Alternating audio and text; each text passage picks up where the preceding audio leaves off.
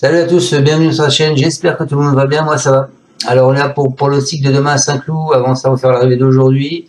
Bon, pas de quoi sauter au plafond, hein. C'est une arrivée logique, hein. Je vous l'avais dit hier, il fallait avoir l'arrivée dans l'ordre. L'arrivée le 9, le 2, le 3, le 10, le 11. Bon, ben, dans ma sélection sur internet, en 6, je vous donne le 9, le 3 et le 11. Et pour mes abonnés en plus, je leur donne le 2 et le 10. De toute façon, ça peut être autre chose. Voilà, donc arrivée logique, favori, tiercé cacahuète, quintet cacahuète, voilà, on peut partir à l'apéritif. Allez, on s'en va pour Saint-Cloud demain. La réunion 1, la course 1, c'est du plat, 1500 mètres, 16 partants, 53 000 € d'allocation, un handicap divisé, une corde à gauche. Alors moi je suis parti en tête les amis avec le 8. Le 8 qui est Fréja. C'est la première des deux pensionnaires d'Antoine Gilibert. Cette fille de Tornado a fourni un somptueux effort final dans la course de la clé. Hein. Elle a décroché la 3e place. Elle s'entend parfaitement avec Alexis Pouchin. De plus, lui, il marche sur l'eau en ce moment. Il semble en mesure de bien faire. Ensuite, je vous ai mis le 3, Test of Honey. Alors c'est une pouliche britannique, hein. Elle souffle le froid et le chaud depuis son arrivée sur notre sol, mais bon, elle a déjà battu des chevaux avec des valeurs supérieures, donc elle devrait être pas trop mal dans ce quintet. Elle s'était intercalée entre plusieurs compétiteurs de talent hein, le 16 février, hein, d'où Céline, qui sont bonnes pour elle. Elle reste plus à l'aise sur le sable fibré, mais le terrain normalement devrait pas la contraindre, hein, puisqu'il est pas lourd, il est annoncé bon, je crois, il me semble. Bon souple, hein, donc on peut pas dire que c'est proche de la PSF, mais ça n'est pas loin. Voilà, donc la retenir, c'est une affaire d'impression ou pas. Ensuite, les amis, je vous ai mis Terre de Guerre. C'est une pouliche irréprochable. Elle s'est cassée 4e de l'épreuve de référence alors qu'elle devait s'élancer avec la corde 16. Là, cette fois-ci, elle va s'élancer avec la corde 2. La dernière fois, c'était Maximilien qui l'avait. Elle a fini 4e, il me semble. Bon, bah, cette fois-ci, c'est aussi Maxime Guyon. Donc, j'espère qu'il va la monter comme il faut. Qu'on n'aura pas de surprise comme la dernière fois. C'est ça, elle avait fini 4e avec lui. Donc, c'est qu'il a les bons boutons. La fois d'avant, 2e. Donc, il a les bons boutons pour la faire avancer, cette Terre de Guerre. Donc normalement, elle devrait être à l'arrivée, les amis. Ensuite, en alerte. Alors, je vous ai pas mis une alerte comme tout le monde, bien sûr, comme d'habitude, vous en doutez. Moi, je vous ai mis Camelot Song. Alors, Camelot Song, il va être monté par Stéphane Pasquier, la corde 8, prévu à 18 contre 1. Après,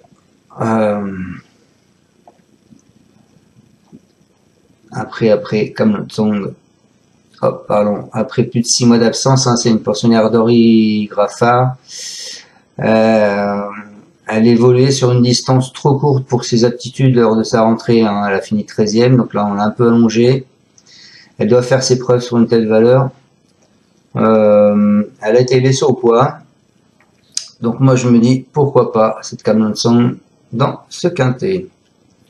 En surprise, eh écoutez, en surprise, je vous ai encore mis un cheval que personne ne doit avoir non plus. C'est Aversa. Lui, il a été pénalisé de 3 kg suite à son succès dans l'événement du 2 avril. C'est une fille de Zelzal. Elle s'est montrée courageuse dans l'épreuve clé. Elle a fini 16e tout en montrant qu'elle n'a plus de marge au poids. Elle remplirait son contrat en accrochant la 4e ou la 5e place. C'est pour ça que je vous la mets en fond de tableau.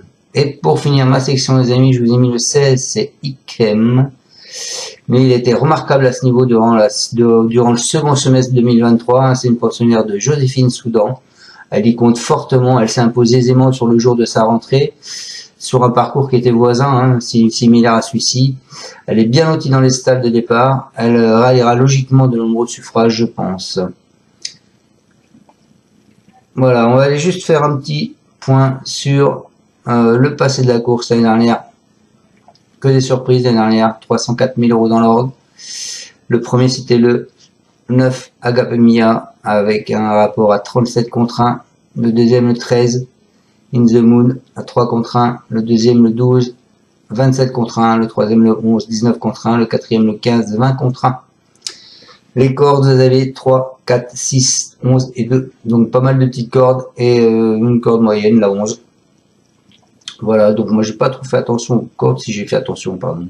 Je vous dis des bêtises. Puisque lui, il a une corde 5, le 3, il a une corde 1.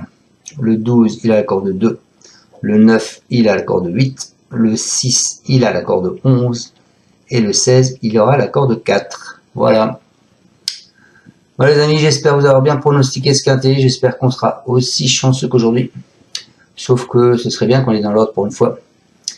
Ça me ferait plaisir que tout le monde touche mes 5 premiers chevaux dans l'ordre. Encore à tous, merci de me suivre. Mettez un pouce ou pas. Et je vous dis à demain pour le pronostic du quintet de mercredi qui sera à Compiègne. Ciao à tous, merci. Et n'oubliez pas, surtout, allez voir les rapports The Turf.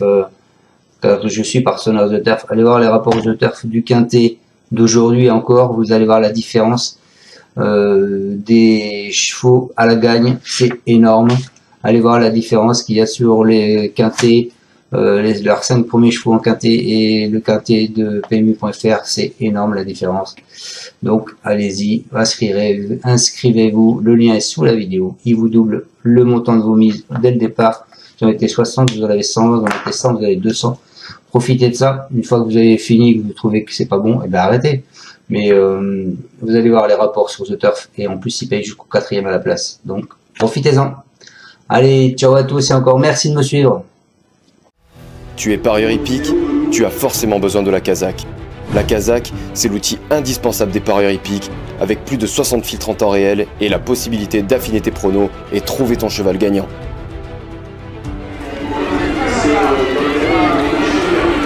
La Kazakh, l'outil indispensable des parieurs hippiques et des passionnés.